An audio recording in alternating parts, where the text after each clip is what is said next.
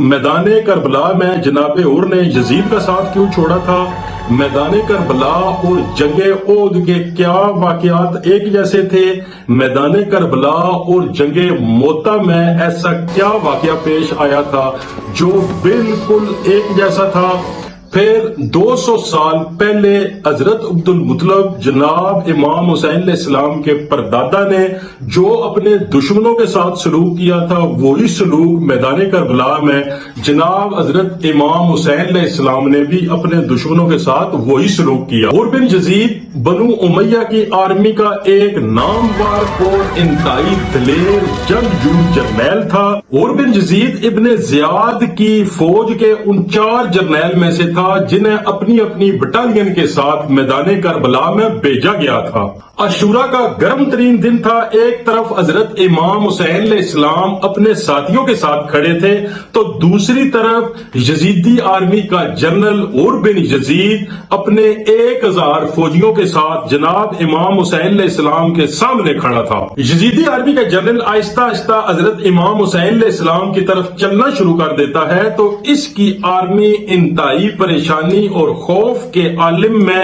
اپنے جنرل کو دیکھ رہے ہیں کہ یہ اکیلا دشمنوں کی طرف کیوں جا رہا ہے جبکہ ہمیں اس نے کوئی آرڈر بھی نہیں دیا۔ یزیدی آرمی کا جنرل حضرت امام حسین کے سامنے جا کر اپنے گھوڑے سے نیچے اتر کر اپنے ہتھیار کو زمین پر پھینک دیتا ہے،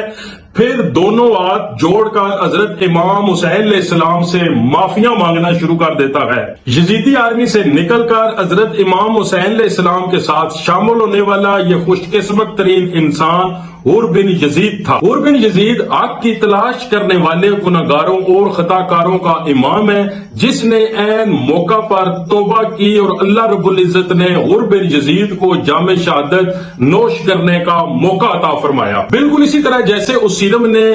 جنگ احد میں جناب رسول کریم صلی اللہ علیہ وسلم کے دستے مبارک پہ کلمہ پڑھ کے سیدھا میدان جنگ میں جا کر کفار کو جنم حاصل کیا اور خود بھی جناب رسول کریم صلی اللہ علیہ وسلم کے قدموں میں اپنی جان کو نچھاور کر دیا۔ 3 ہجری کو چند گھنٹے مسلمان رہنے والے شخص نے دین اسلام کی سربلندی کے لیے اپنی جان کو نچھاور کر دیا۔ بالکل اسی طرح عور بن یزید نے بھی جناب رسول کریم صلی اللہ علیہ وسلم کے پیارے نواسے حضرت امام حسین علیہ السلام کے قدموں میں اپنی جان کو نچھاور کر دیا۔ یزید نے عبید اللہ ابن زیاد کو کوفہ کا گورنر نامزد کیا اور اسے آرڈر دیا کہ حضرت امام حسین علیہ السلام کو کوفہ میں داخل نہیں ہونے دینا، کیونکہ یزید کو خبر تھی کہ اگلے چند دنوں میں حضرت امام حسین علیہ السلام اپنے ساتھیوں کے ساتھ کوفہ میں پہنچ جائیں گے اور میری حکومت ایک دن بھی نہیں چل سکے گی۔ اس خطرہ کے پیش نظر جناب عور کو 1000 کا لشکر دے کر حضرت امام حسین علیہ السلام کا رستہ روکنے کا آرڈر دیا۔ حسینی قافلہ 2 محرم کو میدان کربلا سے تھوڑا پہلے ایک جگہ رک گئے اور وہیں اپنے خیمے نصب کر دیے، کیونکہ وہاں پر پانی وافر مقدار میں موجود تھا۔ جب عور اپنی آرمی کے ساتھ وہاں پر پہنچا تو اس نے دیکھا کہ حضرت امام حسین علیہ السلام نے میرے پہنچنے سے پہلے پانی کو اپنی تحویل میں لے لیا ہے اور خیموں کے سامنے کھڑا ہو گیا اور اس کی تمام آرمی نے اپنے نیزے ہاتھوں میں پکڑ کر حملہ کرنے کے لیے بالکل ریڈی ہو گئے، کیونکہ جناب عور اپنے ساتھیوں کے ساتھ عراق سے ایک لمبا سفر کر کے میدان کربلا میں پہنچے تھے اور پیاس کی شدت ناقابل برداشت ہو چکی تھی اور ان تمام لوگوں کے پاس پانی کا ذخیرہ بھی ختم ہو چکا تھا۔ عور کے لشکر کے دشمن رویہ کے باوجود حضرت امام حسین علیہ السلام نے ان سبھی لوگوں کو پانی پینے کی اجازت دے دی، جس طرح میدان کربلا سے تقریباً 200 سال پہلے جناب امام حسین علیہ السلام کے پردادا حضرت عبد المطلب نے شام کے بارڈر کے قریب اپنے دشمنوں کو پانی پینے کی اجازت دی تھی، اسی طرح آپ کے پوتے نے بھی 200 سال کے بعد اپنے دشمنوں کو پانی پینے کی اجازت دے دی۔ جناب حضرت امام حسین علیہ السلام کے اعلیٰ اخلاق سے جناب عور بہت زیادہ متاثر ہوئے اور حضرت امام حسین سے درخواست کی کہ جناب نماز ظہر ہم آپ کی امامت میں ادا کریں گے۔ نماز سے فارغ ہونے کے بعد جناب عور نے حضرت امام حسین علیہ السلام سے یہاں آنے کا مقصد دریافت کیا۔ حضرت امام حسین علیہ السلام نے فرمایا، کوفیوں کے بھیجے گئے خطوط کی وجہ سے میں یہاں آیا ہوں، جو حکومت سے بیزار اور سخت پریشان ہیں، تو جناب عمر نے عرض کی کہ جناب میں یہاں آپ کا راستہ روکنے کے لیے آیا ہوں کہ میں آپ کو کوفہ میں داخل نہ ہونے دوں۔ آپ سے میں درخواست کرتا ہوں کہ میں آپ سے جنگ نہیں کرنا چاہتا، آپ کوئی ایسا حل بتائیں جس سے جنگ اور خون ریزی سے بچا جائے۔ عمر نے جناب حضرت امام حسین علیہ السلام سے گزارش کی کہ آپ یزید کو خط لکھ کر اس سے صلح کر لیں تاکہ آپ اور آپ کی فیملی قتل ہونے سے بچ جائے، یہی آپ کے لیے بہتر ہے۔ جناب حضرت امام حسین علیہ السلام نے فرمایا اللہ کی راہ میں موت سے کیا ڈرنا، اور اس کا لشکر آپ کے ساتھ ساتھ چلتے رہے، اور جب بھی حور کو موقع ملتا تو وہ آپ سے ریکویسٹ کرتا کہ خدارا آپ واپس مدینہ شریف چلے جائیں ورنہ آپ کو اور آپ کی فیملی کو یہاں شہید کر دیا جائے گا۔ اسی دوران جناب حور کو ابن زیاد کا لیٹر ملتا ہے کہ جناب حضرت امام حسین علیہ السلام کو ساتھیوں سمیت کھلے میدان میں ٹھہراؤ جہاں نہ پانی ہو اور نہ ہی کوئی محفوظ جگہ ہو۔ بالکل اسی طرح